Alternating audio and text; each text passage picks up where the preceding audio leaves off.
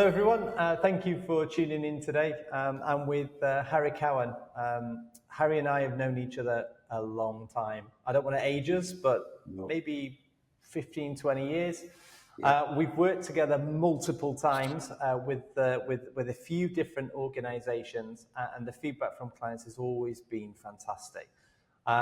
Harry has literally just finished an assignment with us, which is a private equity-backed business, which needed some unique support.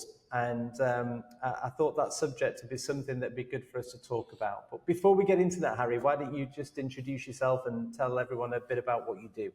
Okay, thank you, Mark. Great to be here. As I say, we're weathering well, aren't we, for our age? Yeah, I hope so. I'm kind of, I suppose I could describe myself as a serial interim. Been doing it for many years now, quite often going into either M&A situations or turnaround situations, or in the most recent case, a client who found themselves in an emergency situation. So I bring that sort of background in different industries, quite a wide range of industries, in fact, although more recently I seem to have finished up in the water industry, and I'm quite enjoying it actually. So I've been in many guises and worked in many situations in the water industry, and that's indeed where this most recent assignment is situated. Great, thanks, Harry. So yeah, let's tell people about it. I'm going to purposely omit the company name and things like that. It's a force of habit that I think clients trust us with some really important information, and I'm just in the habit of never disclosing the client. So basically, we were approached by. Actually, it was a recommendation from one of the non-execs that I've known for probably, again, 15, 20 years, worked with together in the past, and actually been out for a few drinks with this person a few times, so a bit of socially, but, great individual. And they phoned me and said, Mark, we've got a bit of an issue. We've got a gap that's been created in the leadership. It's a divisional MD type role, but this is a division which it needs to go through planned change. This is something where the business is evolving, this division is evolving, it's a new revenue stream for us. There was a lot riding on it. And they'd lost their previous MD, who had left something behind, which meant that it needed some intervention, and quite quickly. And I'm trying to be very discreet because I want to protect some individuals, but ultimately there was a lot to be done. Now, that was what was on the front of the assignment. Actually, what was behind the assignment was almost what the real assignment was, which was, in order for the business to continue, it needed long-term succession planning. And Harry, as a career interim manager, is unlikely to take a permanent role, albeit it may do from time to time. But it's probably better to look at who you've got internally and bring them up to speed. And I think that's pretty much what the assignment ended up being, didn't it?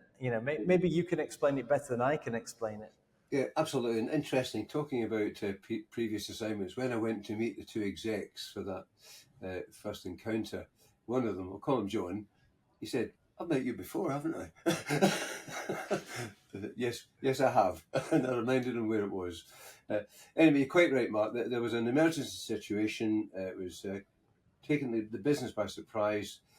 It was a critical juncture in making a critical application to the water regulator to enter into the water market as what's called a NAV.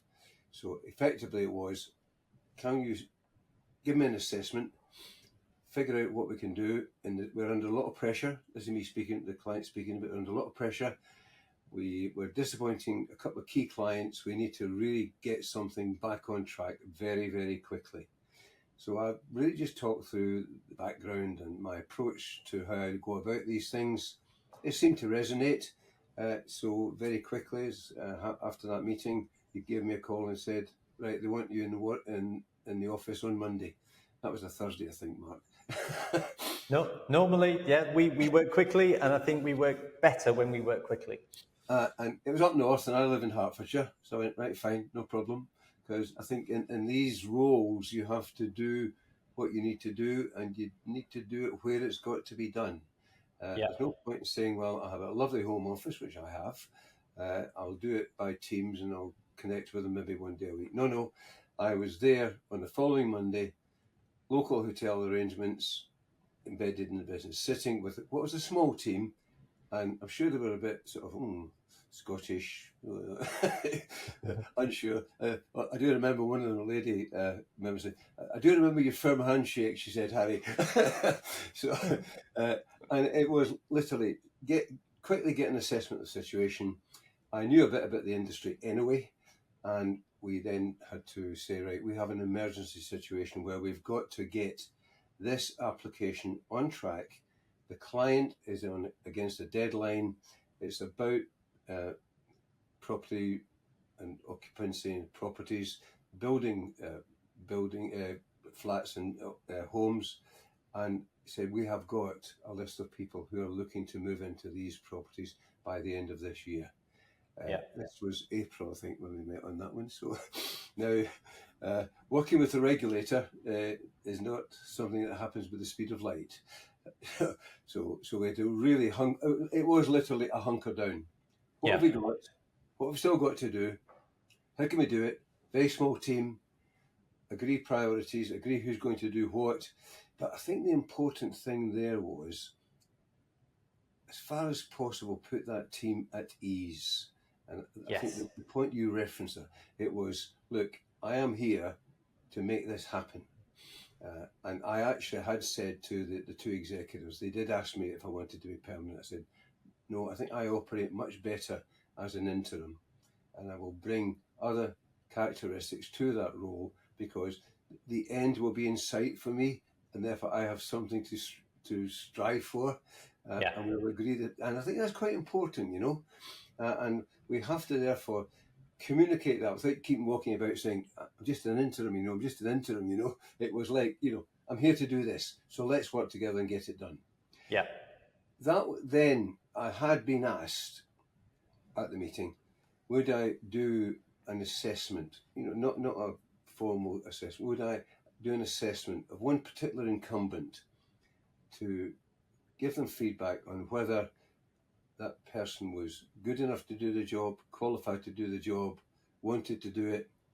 But the key question at the end of it was, could she do it? So all those other things ticked about. But so that was a case of just making an assessment whilst working together. By the way, I was very impressed right from the outset, and we managed to, even in the course of my assignment, build a transition plan. Yeah.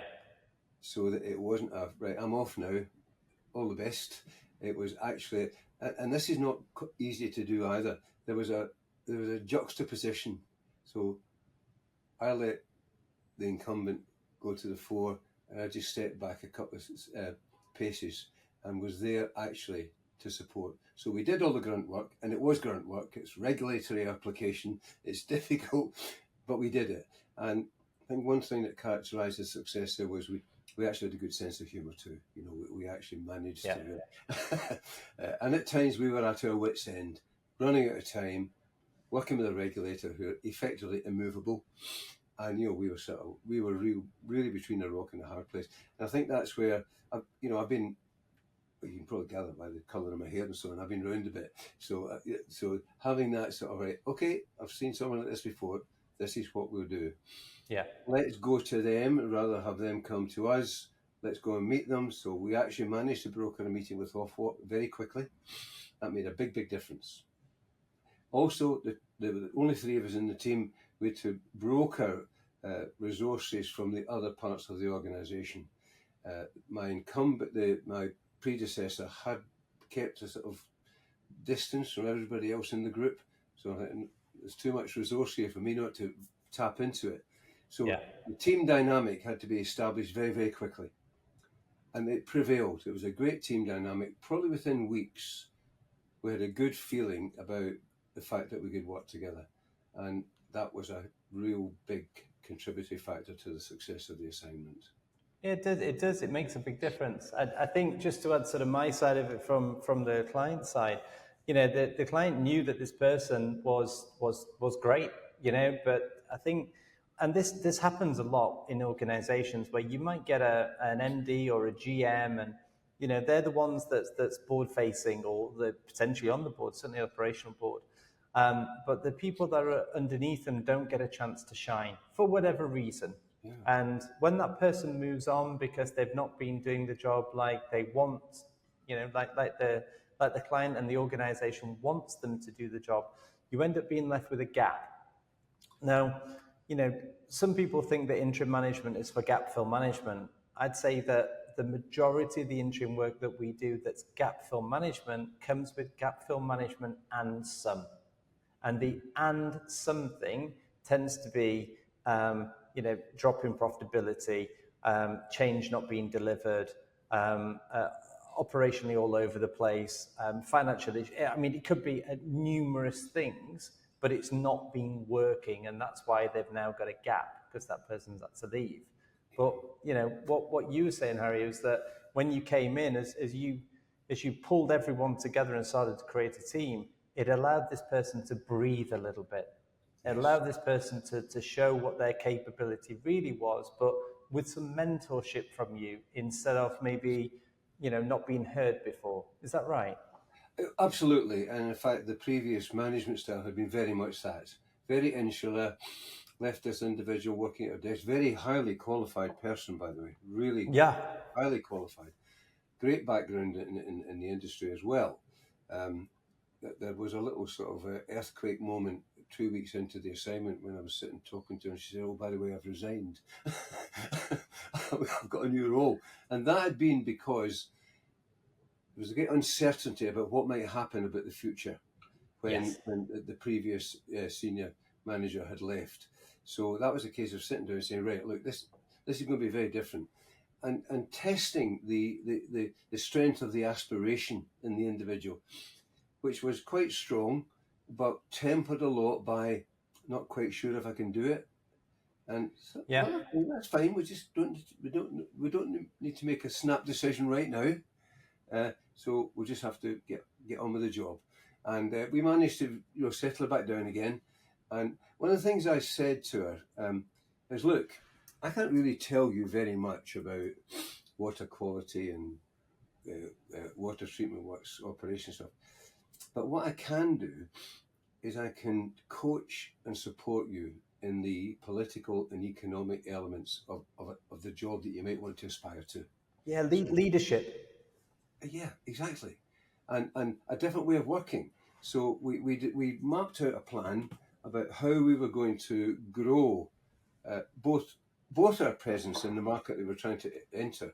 But one thing I was very conscious all the way through was I was desperate to avoid creating a dependency, because I'm a kind of loud character really by nature, so I didn't want this individual to be my shadow and create a dependency either with her and me or the organization and me, because that's to me, that's not what an interim should do. They should ensure that there's a point at which they can say, actually, that's really great, thank you very much for the job you've done. And then we can just tail down and do some other stuff, but keep a guiding hand on it. And that's a funny movement from driving a business under great pressure to stepping back and watching the new individual growing into that role. And I do remember sitting at a team meeting well through the assignment and watching this lady running the team meeting. And I thought to myself, my job here is done. Yeah, that's a lovely feeling, because you're talking about the human aspect to it as well. Don't forget this person's been operating underneath someone's shadow, and not a nice shadow either. And that affects their lives, their day-to-day lives. And these are the consequences when the organization brings in someone who's not quite suitable, or not as suitable as what they hoped they would be. But this is where the interim really comes in. They're a chameleon, career interim managers are a chameleon. So Correct. When they come in and they're bringing someone on internally for them to be promoted, they're focused on them. they're not looking at their own agenda. They're not looking at their own career. They're not looking at their own political maneuvement. They're looking at none of that. They're there for that individual. And it's so refreshing to see. And there's an interesting, I mean, I'm only speaking from my personal point of view, of course, this is, when you go into those roles, you have to be prepared to leave, Yeah. So you don't say, I'll be in and out in 6 months. You might be, but you should be in and out when you should be. So there's an element of knowing that what you're working towards is working yourself out of the role, because that's, for me, that was one of the success measurements of that assignment, which is, Yeah. I have said this to you, I've said it to yourself, probably one of the most gratifying interim assignments I've ever done in my life, because of the graft, the success against all the odds, and watching this small organisation grow to the point it's now, it's delivering services to customers in the water industry. And it's delivering. That's just in a year, And it's delivering profit contribution to the private equity firm. I think we can't forget that part. In terms of if you're an industry leader and you're thinking about, and there's a gap, let's say, and you're thinking about an interim manager, then, in terms of thinking about the interim manager, don't think about the gap fill. Think about how they can plug the gap, yes, but how they can assess the team, identify people within the team that might be able to cover that gap for the medium and the long term, and also engage with an interim manager that they don't have to be culturally perfect. The interim manager will adjust, and they're a bit like a chameleon. If you get on okay with the interim manager, the team is probably going to get on okay with them as well. They'll change and mold to the company's culture. Yeah. And in terms of sort of tips and I guess recommendations to clients, how would you sort of what tips would you give them when they're thinking about bringing in an interim manager for this kind of opportunity? Okay, I think there's a lot of it about feeling the energy, so you meet someone and they don't, it's about the personality. Do I think this personality is going to contribute to one? Have they got the experience to do what I need to be done? And that you can cover that in the first 10 or 15 minutes of the interview, can't you, Mark? Yes. They've already checked you out, they've looked at your CV, they've looked at LinkedIn, they know who you are, where you live and what you've done. So it's about saying, just put a wee bit of meat on that and talk me through a situation where you've been in a similar situation, and how did you get through it? That happens very quickly. Then you have, I think they were assessing that they had an individual in front of them who knew what it was talking about and had the energy to do what needed to be done, because it had to be done in a relatively short space of time. It wasn't going to be somebody who was going to be analytical, thoughtful, loads of spreadsheets, lots of charts. I'm going to roll my sleeves up, as I've just done right now, and get on with the job. And I will be up north on Monday without any. And it was like seamless. I appeared, was introduced. To their credit, they backed off, but they were always there for me. And it was about melding and bonding with that team. And there's a couple of little sort of homilies I have in life about what, and I think you can display this in different ways. But I do remember reading, and I've really worked to this, reading a definition of wisdom. And it was great. It said, wisdom is the appropriate application of knowledge. So it's not what you know, it's how you use what you know. Yeah, so you don't I like have that. You don't have to blind them with, everything, facts, history. It's about saying, oh yeah, I've been there somewhere before. Let's see if we can adapt that experience to the experience I've got right now. Because most experiences are different. Similar, but different. And I think I always strive to try and use, I've collected a fair bit of knowledge along the way. So I strive to make sure that I just use it when I need to use it. I don't need to impress. Once I'm in the role, it's not about continuing to impress every day. It's about saying, let's get on with the job and supporting. And I think the other thing was supporting the individual, not constantly saying, oh, you're good enough, you're good enough. It was about saying, look, this is how you can best do the job you're being asked to do. Not sitting at your desk up north. We've got to go and meet people. We've got to go and get out and do due diligence with supply chain people. Let's leave the office and go out into the world. And when you do that, you're not just having Teams meetings, you're sitting in the same room as people and you're experiencing the dynamics, you know. You're doing the job. And so I dragged this poor lass up and down the country like a fiddler's elbow, one end to the other.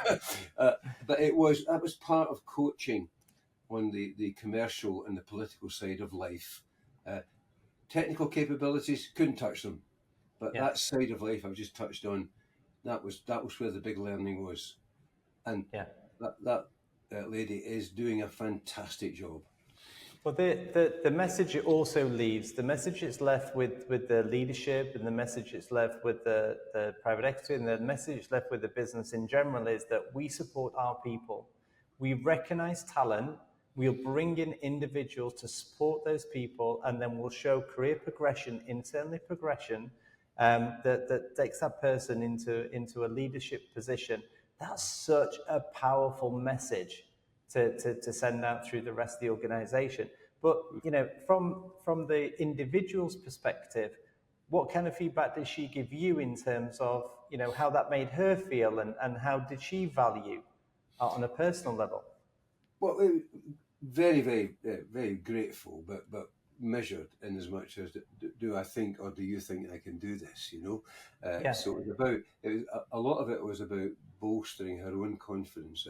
And when I did the swap roles, for a few months it was like, I'm going to a senior leadership team meeting, you know, worried about it. Let's just talk about it before you go in, right? You know? You know, you don't have to do a great performance. You're well respected, and that's true, by the way, because you know, that was clear. Just stay calm, right? And let's go over some of the things that you think might come up. Oh, I don't really understand about this technical term or that. Well, let's fuck it out. But if you don't understand it, don't get drawn into a discussion about it. So it was about how to manage the meeting environment. You know, your colleagues know that you're brand new to the role. You know, they're not vicious. You'll be all right. So there was a confidence boosting element in that. And then afterwards, how did he go on? How did it go? Right, great, super. You know, helped with some of the presentational aspects of the papers. Not writing them for her, but just maybe wordsmithing a wee bit or putting a slightly different angle. So all the stuff that comes from that. I suppose that wee bit of wisdom again, you know. Very true. Sometimes less is more, so don't say any more than you have to say. Well, when we've done these types of roles before, and we've done many of these types of roles, I'd say that as an agency, we don't do BAU gap fill management, not as much as some of the other agencies do, and they're great at it. They genuinely are. I think where we come in where there's a problem or there's an issue or something, and it's more than BAU. And often there's an element that you need the mentorship, you need the, bringing people on underneath. And I'd say that out of every single time that we've done something like that, the feedback that you mentioned about this lady that we're talking about, the sort of confidence issue, every single person who's been promoted underneath the interim manager with their mentorship leadership have said to me, I wasn't sure I was capable of doing it. I didn't think this was for me. I didn't think this company was for me. I was starting to have doubts, all these kind of things. And every single one has said that to me. It's not unique to this individual. And, it's so nice to hear that they're now in a position that they really did want. Yeah. And they're doing the job and they're well respected. And it's a great story. I mean, how gratifying is that? You know, as I said, that day in the meeting, my job here is done. You know, it's fantastic, isn't it? You know, now I stayed on for a bit because I was doing some, backup work and tidying up work and bringing some other experiences to the party, but I wasn't in the role anymore. Yeah. Well, as an interim manager, you bring executive bandwidth. And, that executive bandwidth is really powerful. And you weren't just doing that in this divisional area, you're doing that across the rest of the organization. And, And I think any good sort of group CEO who sees someone like you who's got the bandwidth, you bet your bottom dollar they're going to utilize you the most they can. And that's what they did, wasn't it? Value for money. And another thing that I think is, as an interim, you have to be careful of is when you're no longer the head of the organisation, but you're still part of the team, the team shouldn't be looking to you anymore. They've got to look to the new leader. So your behaviour in that situation has got to almost reinforce that. So by reinforcing the person who's in the leadership role and not constantly being the pretend leader as you were. And that's quite a tricky situation from an individual point of view. Yeah. Because most interns will have quite strong personalities, I would imagine, Mark. Yeah, I mean, yeah, I say this often, the big difference that I see between an interim manager and, let's say, a contractor is the interim manager is board influencing. If you are influencing boards, you have a personality, that's for sure.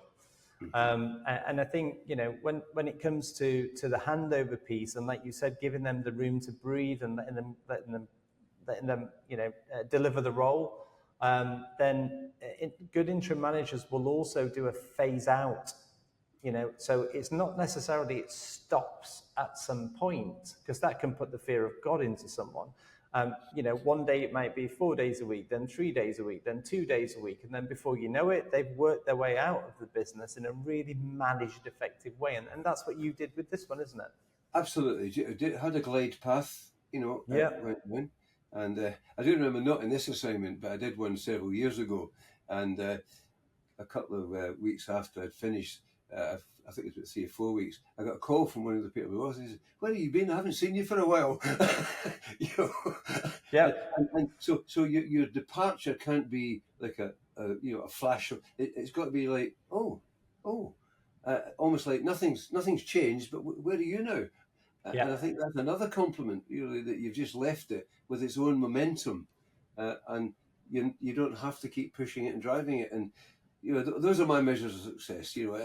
Others may have different metrics that they judge by, but I think a seamless disappearance and an organisation that's going from strength to strength is what the job is all about for me. Yeah, I guarantee that the vast majority of interim managers that I work with will say exactly the same thing. It's part of the reason why they're an interim.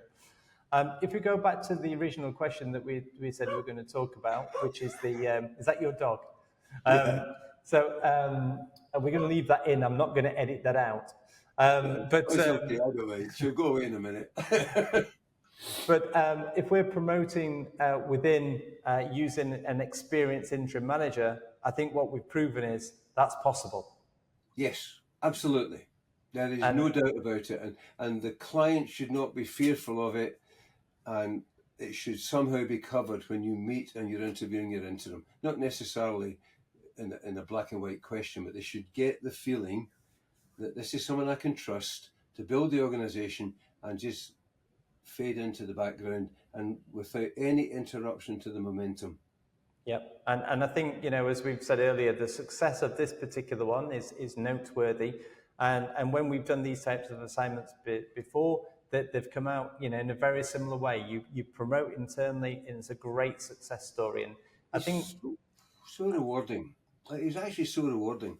I bet. And I think businesses should utilize this service more. And I'm not saying that because I'm selling interim management services. I'm saying that because of the human aspect to it and actually how it affects culture for the long term. It's a really important tool to use. So thank you for explaining it so well. And to give us a real life example is much better than an element of theory. And I'm hopeful that the people listening to this can feel that and can feel the excitement and can feel how genuine you are, that you did this. So thank you for explaining it so well. Well, it was a wonderful opportunity, and it just felt right. It was a bit scary to begin with. Can I actually do this? But within a few days, we'd figured out how we were going to do it. And I think that's quite important. That's how fast that can happen. A few days, amazing. Harry, thank you very much for your time, sir. I'll let you go and let the dog in, and hopefully I'll see you soon, and hopefully we'll work together again soon. Because we've done it so many times, we're going to do it again. All right, speak to you soon. Thanks, bye. Bye, Mark.